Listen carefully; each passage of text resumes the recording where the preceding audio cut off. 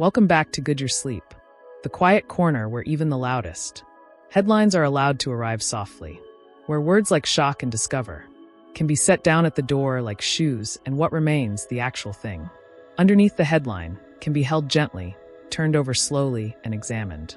The way you examine something in low light, with patience, without urgency. Tonight's title comes from the language of the internet. The language of attention will shock you. It is a phrase designed to make you lean forward, to keep you awake, to produce a small jolt of anticipation that carries you into the next thing. That is not what we are here to do. We are here to do the opposite, to take the thing beneath that headline, which is real and strange and genuinely worth knowing, and let it arrive the way true things arrive when you are not being rushed. Not as a shock, as a slow recognition, the kind that settles rather than startles, the kind you can carry into sleep. So, what did NASA actually find inside Jupiter? Several things, over several missions, over several decades, each one stranger than the last, and each one, when you sit with it long enough, less shocking, then quietly astonishing. There is a difference. Shock passes. Astonishment stays. Let's begin with what we sent. In 1989, NASA launched a spacecraft called Galileo, named for the astronomer who first turned a telescope toward Jupiter and saw, in 1610, that it had moons of its own, 4 of them visible even through his crude instrument, proof that not everything in the solar system orbited the Earth. Galileo, the spacecraft, took 6 years to reach Jupiter. 6 years of traveling through the dark, using the gravity of Venus and then Earth itself as a slingshot, building speed, through carefully calculated encounters with other planets before finally arriving at the largest world in the solar system in 1995. It carried a probe, a separate instrument designed to do one thing only: fall into Jupiter's atmosphere and transmit data for as long as it survived. On December 7, 1995, that probe was released. It entered Jupiter's atmosphere at 47 kilometers per second. The resulting friction generated a shockwave hotter than the surface of the sun, and then, slowed by a parachute, it descended. For 57 minutes, it fell through the clouds, transmitting everything it measured back to the Galileo spacecraft orbiting above, which relayed the signal to Earth. 57 minutes. And then the pressure and the heat destroyed it, as they destroy everything that enters Jupiter deeply enough. But those 57 minutes told us things we had not known before. Things that changed how we understood not just Jupiter, but the early solar system itself. The first surprise was the wind.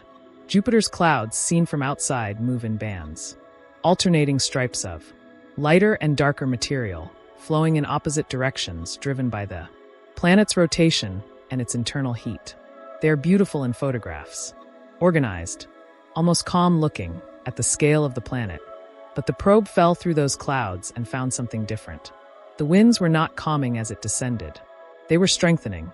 Scientists had expected that Jupiter's atmosphere, like Earth's, would be most turbulent, near the top, and would quiet with depth, where the planet's internal heat would create a more stable environment. Instead, the deeper the probe fell, the faster the winds became.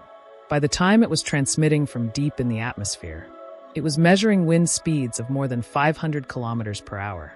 Not at the surface of a storm. Everywhere, a continuous planet-wide flow of wind that did not originate from sunlight, because sunlight barely reaches that deep, but from something internal, from the heat leaking outward from Jupiter's core, a planet so large that its own formation energy, its own ancient warmth, drives weather systems that make Earth's most violent storms look like disturbances in a teacup. The wind does not stop. It has not stopped, as far as we know, for billions of years. The Great Red Spot, that storm wider than Earth, visible from telescopes, for 3.5 centuries, is only the most visible expression of a system that runs all the way down into the depths, where no light from the sun ever arrives, and the pressure would crush any instrument we have ever built. The second thing NASA found, over years of observation by Galileo and later by the Juno spacecraft, which arrived in 2016 and is still orbiting Jupiter today, was something stranger. Something that required rewriting the models. Jupiter does not have a clean core. The simple picture had always been layered. Gas on the outside, liquid hydrogen, deeper in, liquid metallic hydrogen deeper still. And at the center, a compact, rocky core, dense and separate, the seed around which all that gas had once gathered. What Juno found, by measuring Jupiter's gravitational field with extraordinary precision, was different. The core is not compact. It is not separate. It is diffuse, spread out, a fuzzy region that may extend across nearly half of Jupiter's total diameter, blending gradually into the metallic hydrogen around it rather than ending cleanly. Rocks and ice and hydrogen and heavier elements, all mixed together in a region thousands of kilometers across, under pressures so extreme that the distinction between solid and liquid and gas becomes meaningless. The word scientists use is dilute core. Jupiter's heart is not a stone.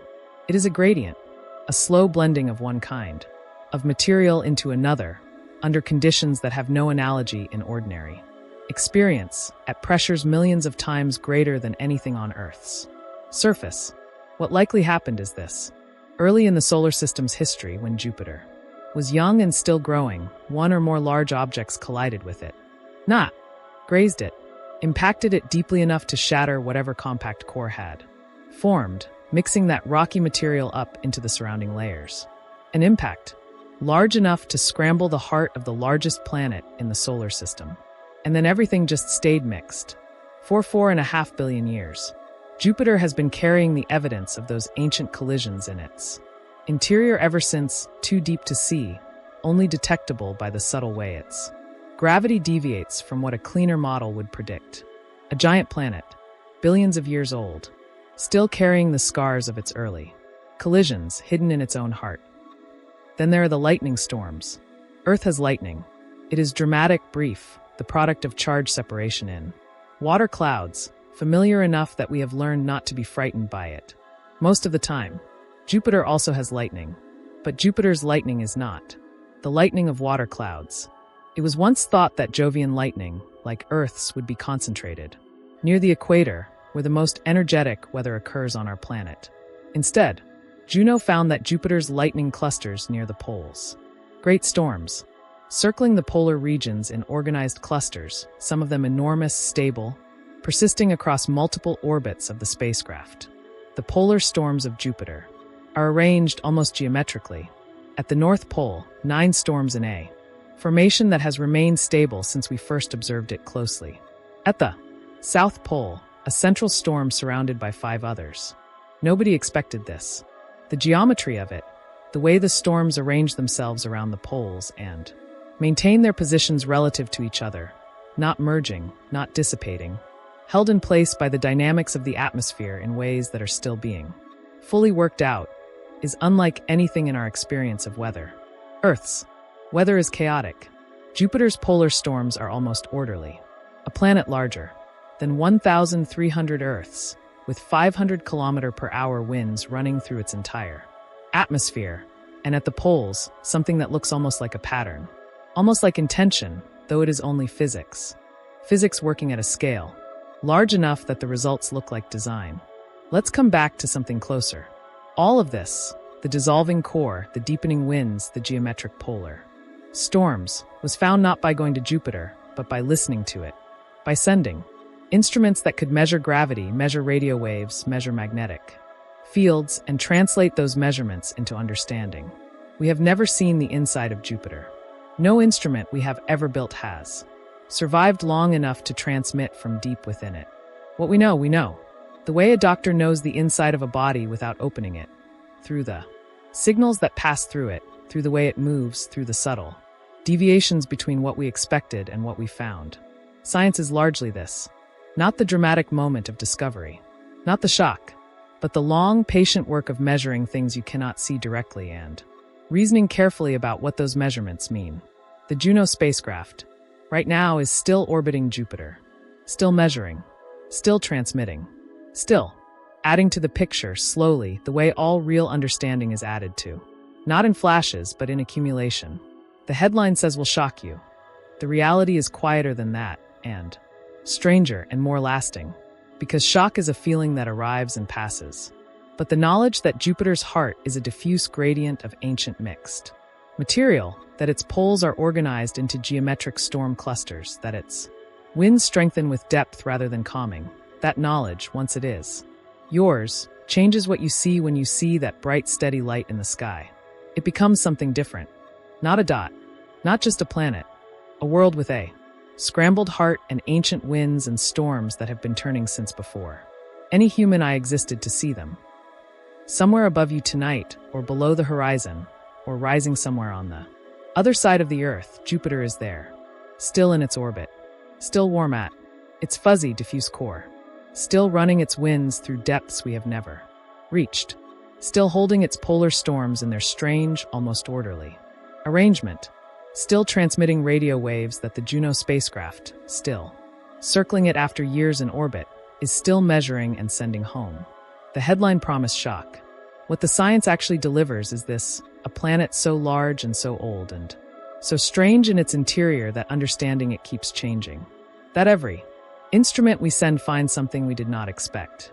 That 4.5 billion years of pressure and heat and ancient collisions have produced something inside that largest of planets, which has no name in everyday language, no analogy in ordinary experience, only measurements, and the patience to interpret them, and the quiet astonishment available to anyone willing to sit with it long enough that such things exist at all, that the solar system contains not just planets but mysteries inside planets, not just surfaces but interiors that continue to surprise us, not just what we see but what we can only infer, from signals too subtle to feel and too precise to ignore. The inside of Jupiter will not shock you, but it might if you let it stay with you, the way something true always does.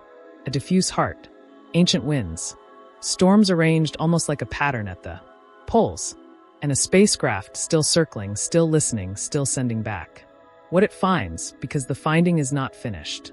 It may never be finished. Jupiter is too large and too old and too deep for any single mission to fully know, which means the astonishment continues, which means there is always more. Rest now.